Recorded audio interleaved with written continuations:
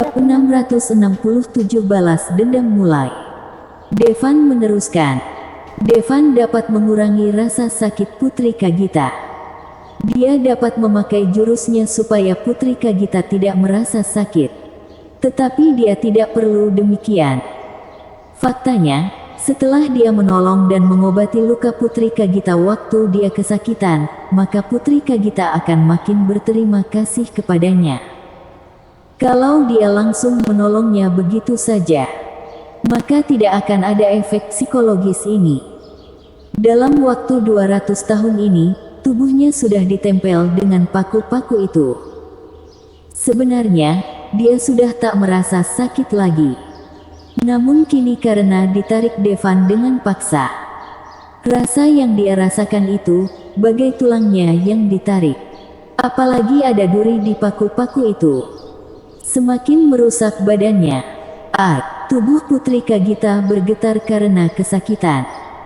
Tetapi suaranya terdengar lebih tegas. Kalau tidak di situasi demikian, suaranya cukup menarik didengar. Waktu tubuhnya ditarik keluar, Devan bisa melihat dengan jelas ada sepotong besar daging dan darah yang tergantung dan mengalir di duri-duri itu. Untuk meringankan rasa sakit Putri Kagita, Devan langsung menarik dengan kasar tubuhnya. Lubang di tubuhnya membuatnya kaget. Waktu dia sudah lepas dari paku itu, kekuatannya juga mulai terkumpul.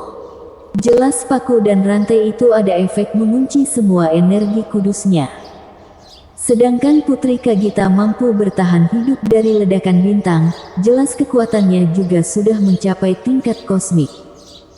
Waktu sudah bebas dari paku, walau Devan tidak membantunya, dia juga bisa memulihkan dirinya perlahan. Tentu kecepatannya akan sangat lambat. Devan langsung memberinya sebotol darah Kirin. Dengan begini, luka-lukanya bisa pulih dengan cepat.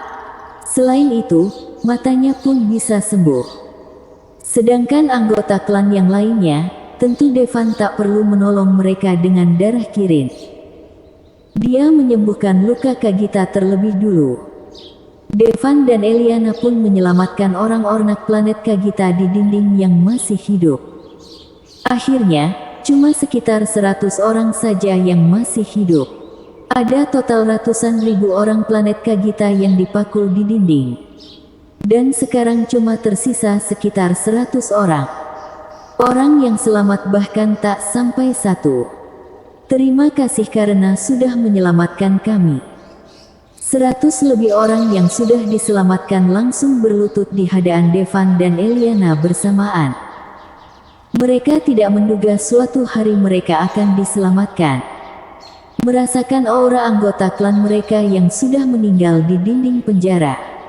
Ekspresi mereka langsung dipenuhi dengan amarah yang tak berkesudahan. Walau mata mereka sudah dicungkil, tapi mereka semua master kosmik. Mereka masih bisa memakai pikiran batin mereka untuk melihat dunia luar tanpa memakai mata mereka. Tapi itu tidak semudah melihat dengan mata. Mataku. Putri Kagita sudah selesai disembuhkan luka-lukanya. Dia sangat kaget ketika sadar bahwa matanya pulih perlahan-lahan. Dia bisa melihat dunia lagi. Aku sudah bilang, aku akan membuatmu menyaksikan kehancuran klan Andel dengan matamu sendiri. Devan mengatakan dengan datar. Terima kasih. Putri Kagita langsung berlutut ke arah Devan. Karena bertemu dengan orang planet Kagita, maka rencana balas dendam Devan kepada klan Andel pun tertunda. Selain itu, demi mengisi ulang roulette penentu kematian, kali ini dia tidak berencana untuk meledakkan planet Andel. Satu hari, 100 lebih orang-orang planet Kagita sudah selesai menyembuhkan luka-luka mereka.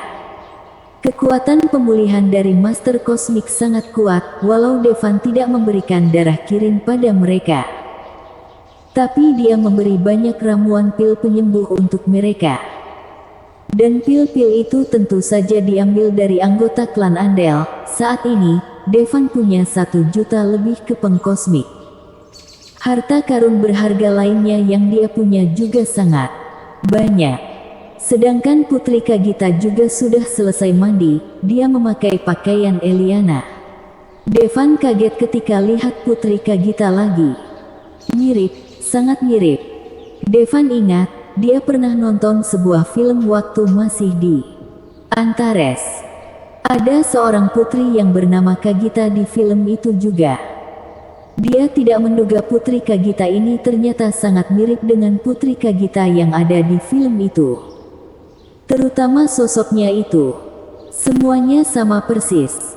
Seakan Dewi cantik yang dia ingat dalam ingatan yang mendadak muncul di depannya. Tuan. Devan baru sadar waktu Kagita memanggilnya.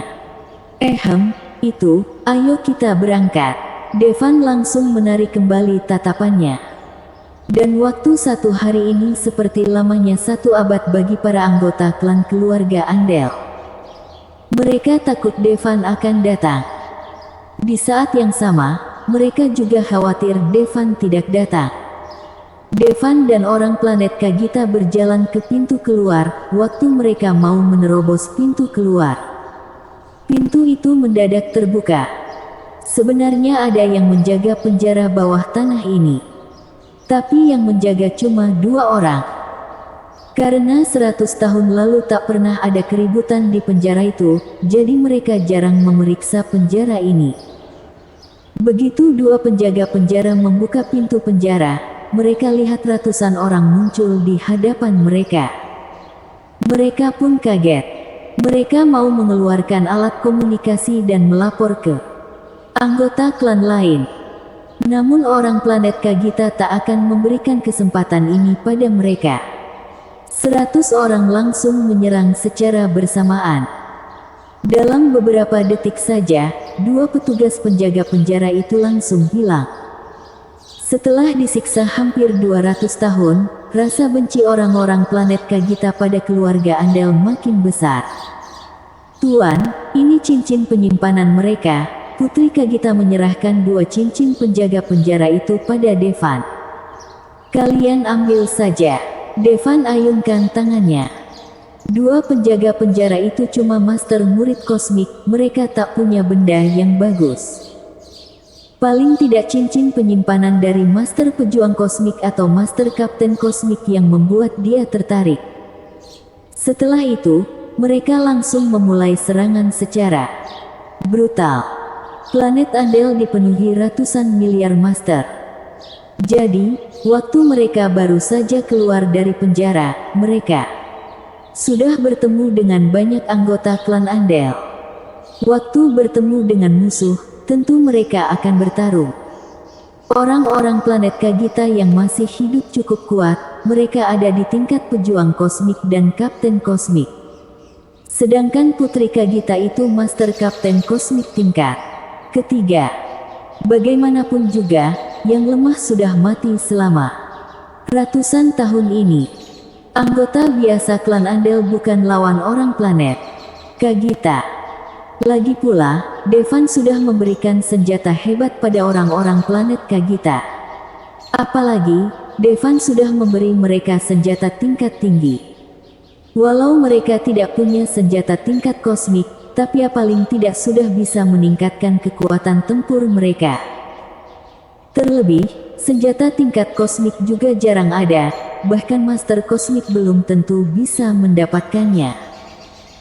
Kalau tidak, planet Andel juga tak akan menghancurkan planet Kagita demi mendapatkan emas hijau kaisar. Orang-orang planet Andel diserang oleh ratusan orang. Planet Kagita yang mengamuk, semua rasa benci yang sudah terkumpul selama 200 tahun pun meledak. Devan juga langsung keluarkan roulette penentu kematian. Dia akan mengumpulkan darah orang-orang planet Andel. Untuk kecepatan dalam menghabisi orang, tentu roulette penentu kematian ini akan lebih cepat, jika tidak mungkin mereka bisa membunuh ratusan miliar anggota klan Andel. Hahaha, Devan, memang kenapa kalau kamu bisa menghabisi kami semua? Saat ini, 100 miliar master kosmik sudah berkumpul di planet Andel, bahkan kalaupun cuma ada 100.000 orang, mereka bisa juga membuatmu tenggelam dengan air ludah dari mereka. Seorang master pejuang kosmik tingkat ke-9 muntah darah sambil tertawa. Bersambung. Bab 668 Arya Andel. Orang-orangku akan membantuku balas dendam. Master pejuang kosmik tingkat ke-9 itu tak memohon ampun pada Devan. Kamu tak punya orang lagi. Devan tersenyum dingin dan mengoleskan darahnya di atas roulet penentu kematian. Roulet penentu kematian itu langsung berputar dengan liar. Roda ini memancarkan cahaya terang.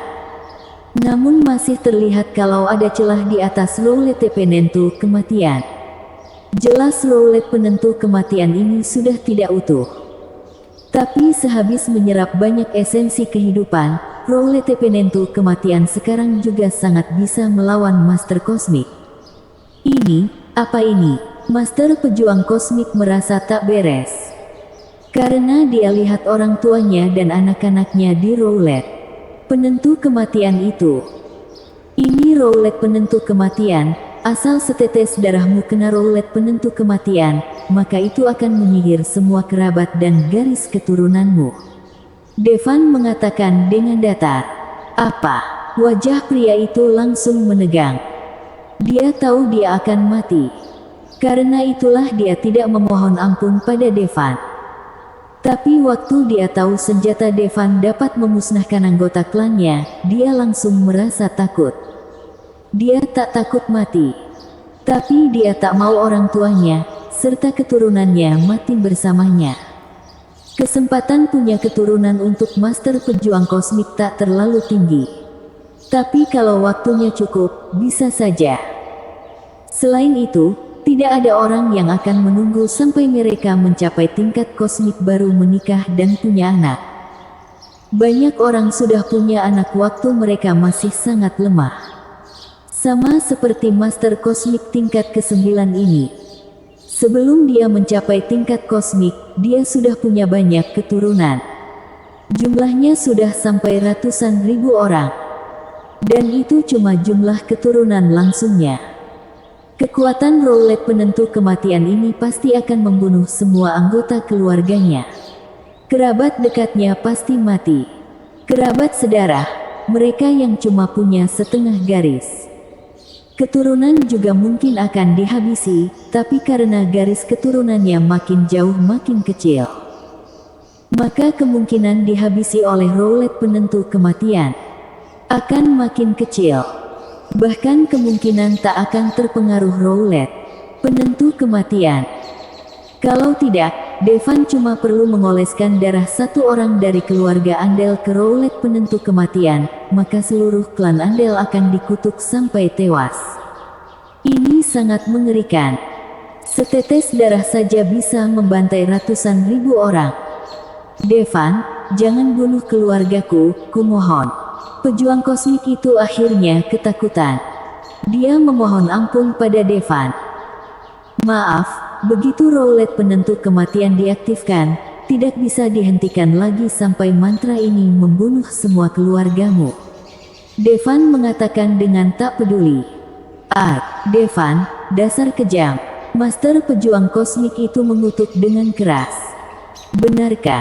Waktu kalian meledakkan planet Kagita, apa kalian tidak merasa kalian itu kejam? Ujar Devan dengan cuek. Dulu waktu klan Andel mengirim 10 master pejuang kosmik ke galaksi Vimasena. Cuma karena taruhan, mereka langsung membantai 1 miliar makhluk planet Halimun. Itulah sebabnya, Devan sama sekali tidak merasa kasihan waktu membunuh klan Andel. Dan orang-orang dari klan Andel yang akan dihabisi roulet penentu kematian tak tahu apa yang terjadi. Apa ini? Ada api hijau yang menyala di tubuh mereka. Tidak, itu bukan api, tapi esensi kehidupan yang terkuras habis. Sayangnya tak semua orang tahu roulet penentu kematian. Saat ini, berita kedatangan Devan di planet Andel sudah tidak bisa disembunyikan lagi. Sampai sekarang, dia dan orang-orang planet Kagita sudah menghabisi ratusan ribu orang. Tentu, Devan sama sekali tidak berniat untuk menyembunyikan dirinya. Devan sudah datang. Seluruh planet Andel langsung heboh. Tutup semua pintu portal bintang, jangan sampai dia pergi dari sini.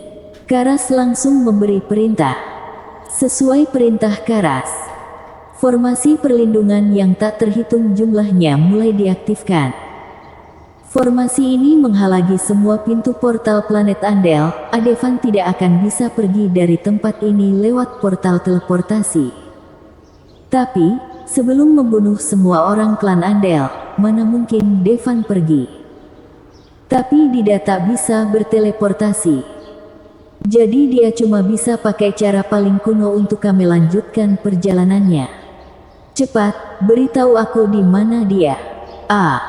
Beberapa master sudah kehabisan kesabaran. Sehabis tahu Devan di mana, mereka langsung terbang bersama binatang terbang mereka ke tempat Devan.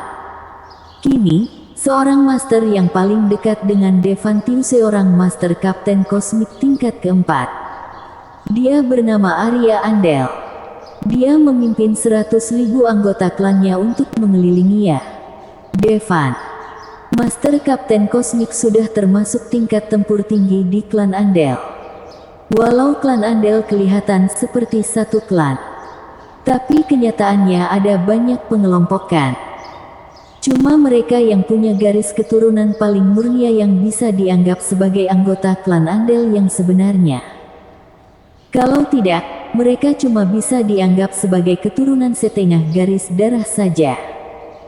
Sedangkan Arya itu orang dari keturunan setengah garis darah. Walau kekuatannya sudah setingkat dengan tetua, tapi statusnya di klan Andel tidak setinggi orang yang punya garis keturunan murni. Kalau dia bisa menghabisi Devan, itu bisa jadi prestasi yang luar biasa. Setelah itu, mungkin pemimpin klan Andel akan merasa senang dan langsung membuatnya masuk ke lingkaran keluarga murni. Di sisi lain, orang planet Kagita sedang menghabisi orang-orang dengan senang. Mendadak, ada banyak makhluk asing yang muncul dari langit. Yang menunggangi binatang terbang ada banyak orang. Sekitar 100.000 orang. Pasukan besar klan Andel sudah datang, lindungi putri. Pengawal putri Kagita langsung mengelilingi putri Kagita. Mereka kelihatan sangat serius. Walau kemampuan 100.000 orang ini tidak sekuat mereka, tapi jumlah mereka sangat banyak. Master kosmik mereka saja paling tidak ada ribuan orang. Ada juga tetua yang memimpin kelompok itu. Jelas, kekuatannya sudah mencapai tingkat kapten kosmik. Dia seorang master kapten kosmik tingkat keempat. Mustahil putri Kagita dengan 100 pengawalnya bisa mengalahkan mereka.